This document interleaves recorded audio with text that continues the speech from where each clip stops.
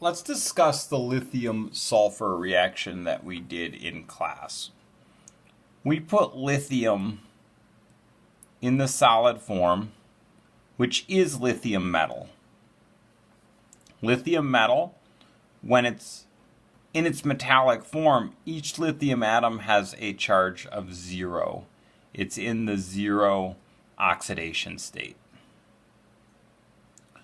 We mixed it with sulfur. And sulfur was the waxy stuff, yellow waxy stuff in that big jar. And it also is in a state, oxidation state of 0, meaning if you pick up a piece of sulfur, it certainly doesn't shock you, and it's only sulfur, so it has to have a charge of 0. In this reaction, when we mixed lithium and sulfur together, to get this reaction to start, we had to heat it up, and when we did, the sulfur melted, and if we remember, when the sulfur melted, it turned quite brown, and so it was a liquid when this reaction occurred, and it did react. And in fact, unlike when we put the lithium in water and it started buzzing around and reacting right away, it actually would sit in the liquid sulfur for more than a moment. So we actually had to add even more energy to that reaction to make it go.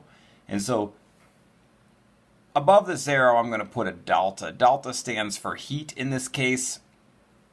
And I'm just putting that there to say, to make this reaction go, I had to put this under a fire and keep heating it.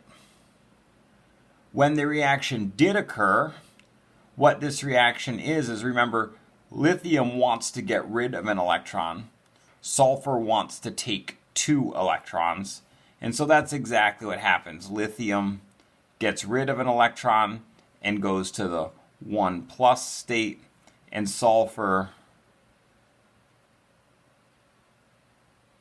takes 2 electrons and goes to the 2- state. I'm putting the charges up and out of the way. This is a balanced chemical reaction. This is an ionic compound.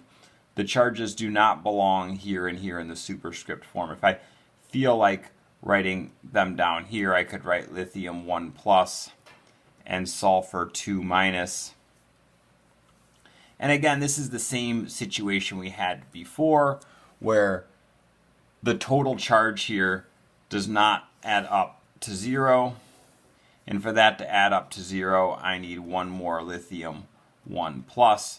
And now this all adds up to 0, which means I need a 2 there. Again, I like to write the charges up and above compounds. I put them in boxes to show that the total charge of that compound is 0.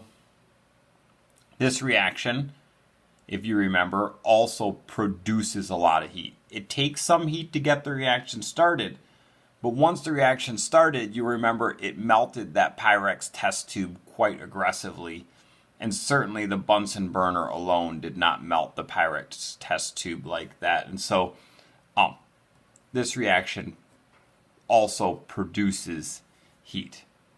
And so the 2 different deltas mean 2 different things. One of the, we'll get back to that. One of the things I say is this delta means that the reaction is safe, meaning that if we don't add heat to this reaction's not going to happen. So the delta above the arrow says the reaction is safe. The delta after the arrow says the reaction is dangerous, saying if we do add heat to the reaction, the heat that it's going to produce is enough heat to be dangerous. That's the dangerous one. If this reaction does get started, the reaction will produce heat. We have an additional problem here, that on this side of the reaction, we have 1 lithium in the reactants and 1 sulfur in the reactants. And here we have 2 lithiums and 1 sulfide. The "ide" ending comes from giving it the 2- charge. We have to fix that meaning we have to start and finish with the same number and type of atoms. In this case, to do that, I will put that 2 out front there. This is now charged balanced. This is what I would call a complete balanced chemical reaction.